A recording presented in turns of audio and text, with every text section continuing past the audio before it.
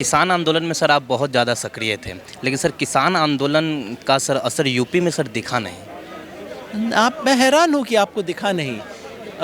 किसान आंदोलन का मुख्य गढ़ कहाँ था? मुजफ्फरनगर, शामली, बागपत, मेरठ।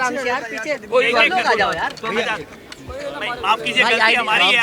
सर थोड़ा सा जगह दे दो, थोड़ा सा। अभी डल्लेवाल साहब बोल रहे हैं। डल्लेवाल जी जगजीत सिंह डल्लेवाल जी, जो कोऑर्डिनेशन कमेटी के आपके बीच कोऑर्डिनेशन कमेटी के 5 मेंबर मौजूद हैं। डॉक्टर साहब, डॉक्टर दर्शनपाल ने अपनी बात रख दी है। अब मैं जगजीत सिंह डल्लेवाल जी से रिक्वेस्ट करूंगा वो अपनी बात रखें। आखिर में मैं समरी आपको बता दूंगा जी। जैसे डॉक्टर दर्शनपाल जी ने बताया, संयुक्त किसान मोर्चा के नेता योगेंद्र यादव जी आज हमारे साथ मौजूद हैं। सर बहुत बहुत धन्यवाद, आपने अपना समय दिया। सर आज क्या चीज़ का ये सभा आयोजन किया गया? संयुक्त किसान मोर्चा की राष्ट्रीय बैठक थी। इस बैठक के अंदर हमने आगे संयुक्त किसान मोर्चा के क्या कार्यक्रम हो इसके बारे में चर्चा की और कुछ प्रमुख निर्णय लिए। सर मुझे ये बताइए कि किसान आंदोलन में सर आप बहुत ज़्यादा सक्रिय थे, लेकिन सर किसान आंदोलन का सर असर यूपी में सर दिखा नहीं। मैं हैरान हूँ कि आपको दिखा नहीं। किसान आंदोलन का मुख्य गढ़ कहाँ था? मुजफ्फरनगर, शामली, बागपत, मेरठ, इन में 19 जगहों पे 19 कॉन्स्टिट्यूएंसीज थी। बीजेपी 13 हार गई है। तो और इतने बड़े बड़े इनके नेता हारे। उस इलाके में हुआ, पूरे उत्तर प्रदेश में बराबर असर नहीं हुआ, जिसके लिए हमें भी कुछ कमी है, हमें कुछ और काम करने की ज़रूरत है। लेकिन ये भी याद रखिए कि हम कोई उम्मीदवार नहीं थे इस चुनाव के अंदर। हमारा काम तो सिर्फ ग्राउंड तैयार करना था। सर ईवीएम के बारे में भी कुछ सवाल उठाए जा रहे हैं, यूपी इलेक्शंस के बारे में। सर इस पे आपकी कोई प्रतिक्रिया? मैंने सुना बहुत है, मेरे पास खुद के पास प्रमाण नहीं है और ईवीएम एक ऐसा सवाल है जिस पे प्रमाण के बिना नहीं बोलना चाहिए। सर लखीमपुर खीरी का जो सर हिंसा हुआ उस पर सर किसान आंदोलन बहुत सारे सवाल खड़ा किए, सरकार की उसमें नाकामियाँ भी साबित आई, लेकिन फिर भी लखीमपुर इलाके के आसपास के सभी सीटें बीजेपी जीत गई। बिल्कुल जीती और हमें इसका बेहद अफसोस है कि वो जीती। लेकिन 2 बात याद रखिए। पहला तो ये कि किसी भी आंदोलन में उसका एक केंद्र होता है। लखीमपुर खीरी हमारा कभी भी आंदोलन का सघन क्षेत्र नहीं था। वो तो इस हत्याकांड की वजह से हम लोग वहाँ पहुँचे। आंदोलन का असर वहाँ बहुत कम था। और दूसरा, दुनिया का कोई भी अपराध सिर्फ इस चीज़ से कम नहीं हो जाता कि वहाँ चुनाव कौन जीत गया। 1984 में दिल्ली में जो कुछ हुआ वो इस बात से ख़त्म नहीं हो जाता कि उसके बाद कांग्रेस जीत गई थी चुनाव। यहाँ पे अपराध रहता है और उसका न्यायपालिका में जाके उसका मुकाबला होगा। किसान संयुक्त मोर्चा का सर आज सफा हुआ, सर आगे क्या रणनीति है? कैसे सरकार को घेरने की क्या रणनीति है? सर आप लोग तो 2 भाग में बटे हुए नजर आ रहे हैं। नहीं, हम तो बिल्कुल नहीं बटे हैं। संयुक्त किसान मोर्चा एक है, जो संयुक्त समाज मोर्चा नामक एक पॉलिटिकल पार्टी बनी थी। उन लोगों ने यहाँ आके अपनी एक और मीटिंग कर ली। हमने कहा आप कर लीजिए, लेकिन संयुक्त किसान मोर्चा जहाँ था वहाँ कायम है। सर आपके पुराने साथी अरविंद केजरीवाल पंजाब में सरकार बनाने में कामयाब रह गए। सर आज आपको कहीं ना कहीं नहीं लगता है कि आम आदमी पार्टी से बाहर निकल के आप छोड़कर कुछ अफसोस हो रहा होगा सर आपको, ऐसा कुछ? मैंने उनको कोई उस वक्त नहीं छोड़ा था जब वो सत्ता में लो थे। मैंने तब छोड़ा था जब वो चुनाव जीत चुके थे, सत्ता के शीर्ष पे थे। तो अगर सत्ता ही चाहिए होती तब तो मुझे उस दिन भी दिख रहा था ना कि मैं सत्ता छोड़ रहा हूँ। आज क्या नई बात है? सर अब आगे सत्ता के लिए राजनीति नहीं की जाती और कामों के लिए की जाती है। बहुत बहुत धन्यवाद। ये योगेंद्र यादव थे और कि आगे की क्या रणनीति होगी, सरकार को कैसे घेरेंगे, इस पे ये अपनी प्रतिक्रिया दे रहे हैं। संयुक्त किसान मोर्चा के अभी सभा में कुछ लोग यहाँ मौजूद हैं।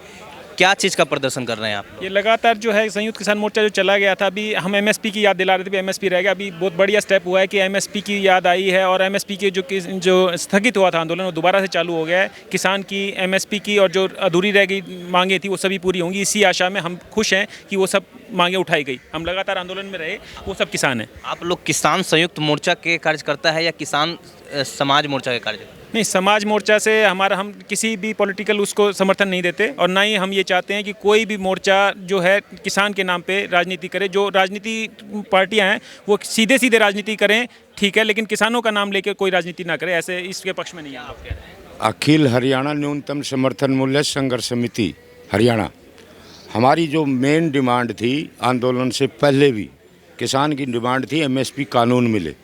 तो उसको जब ये आंदोलन को स्थगित करके गए तो ये मांग याद दिलाने के लिए हम 15 तारीख को भी गए थे और आज यहाँ हमारा मुद्दा एक्सेप्ट किया है कि बड़ी मजबूती से स्टेप लिया है।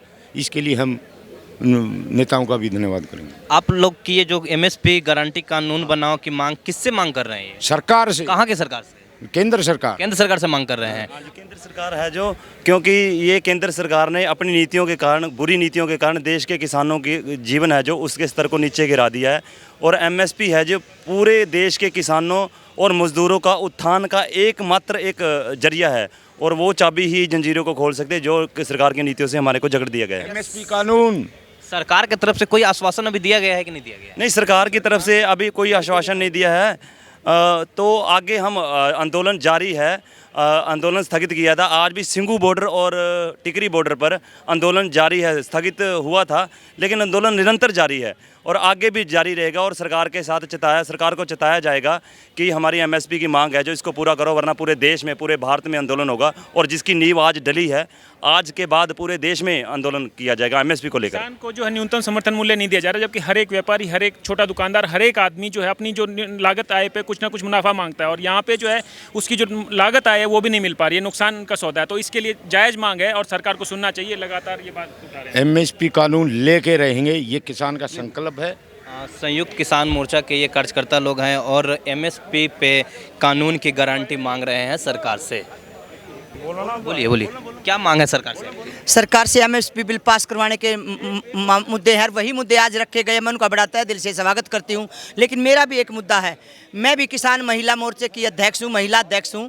और ये चंदूनी साहब का लेटर पैड है और कुछ ये कहाँ लेटर पैड है? हैं, ये मेरे सिंघू बॉर्डर पे मेरे पति शहीद हुए थे और जो 5-5 लाख रुपए सरकार ने नगद दिए हैं, हमें नहीं पता वो सरकार ने दिए हैं। सरकार कभी पैसा देती है तो चेक द्वारा देती है। तो कोई पूंजीपति आदमी जैसे एमएलए हैं, उन्होंने दिए हैं हमारे हरियाणा के आदमियों को 5-5 लाख रुपए, लेकिन हमारे नहीं आए हैं। तो मैं सरकार से मांग करती हूँ कि ये मेरे पति का नाम है सतीश, ये दैनिक भास्कर में भी है, ये रहा। तो कहाँ ये आपके ये पति का नाम है? हाँ, ये रहा सतीश। अच्छा, सतीश राजवीर, सतीश सतीश है। अच्छा सॉरी, सतीश मुकीनपुर गांव से। सतीश मुकीनपुर गांव से किसान आंदोलन में शहीद हो गए थे। हाँ जी। और आपको सहायता राशि कुछ भी नहीं मिला कुछ है? भी नहीं मिला अभी। और पूरा संयुक्त मोर्चे ने, पता है संयुक्त मोर्चा कह भी रहा है कि नाम दिया हुआ है, लेकिन सरकार ने पता नहीं किस चंद आदमियों के वो से मेरा मुआवजा रोका गया है। तो मैं कहना चाहती हूँ कि संयुक्त मोर्चा से भी कि मेरा न्याय मेरे को दिलाया जाए और हमारा एमएसपी बिल पास होगा। और जब तक संघर्ष जारी रहेगा, एमएसपी बिल, तीनों काले कानून रद्द हुए हैं तो एमएसपी भी लेके रहेंगे, चाहे मेरे बच्चों की और मेरी भी शहादत देनी पड़ जाए तो वो भी देने के लिए तैयार हूँ। संयुक्त किसान मोर्चा के नेता से आप ये बात रखे हैं? बिल्कुल रखी है। उन्होंने कहा है, अभी मेरी योगेंद्र यादव से बात हुई है कि जोगिंदर नैन ने कहा है कि ये मेरे पति का नाम है। तो मैं संतुष्ट हूँ, लेकिन मैं संतुष्ट जब रहूँगी तब मेरे को पूरा मुआवजा मिलेगा, मेरे बच्चे को नौकरी मिलेगी और मेरी आर्थिक सहायता के लिए की जाएगी। आप ये देख रहे हैं भास्कर में मेरा नाम है और मेरा अगर नाम कट रहा है तो चंद लोग जो औरतों का शोषण कर रहे हैं उनकी वजह से मेरा हुआ है। मैं उन चंद लोगों को बताना चाहती हूँ कि मैं वो महिला नहीं हूँ जो शोषण करवा लूँगी। मैं तुम्हारा शोषण अपने हाथों से कर दूँगी, लेकिन इज्जत अपनी कामयाब रखूँगी। देख रहे हैं कि ये संयुक्त किसान मोर्चा के सभा में कुछ कार्यकर्ता लोग आए हुए थे और इनकी तरह तरह की मांगे हैं। सबसे पहला मांग कि एमएसपी पे कानून की गारंटी बने और दूसरी चीज़ कि ये इनके पति किसान आंदोलन में शहीद हो गए थे और इनकी मांग है कि हमारे पति को उचित मुआवजा मिले।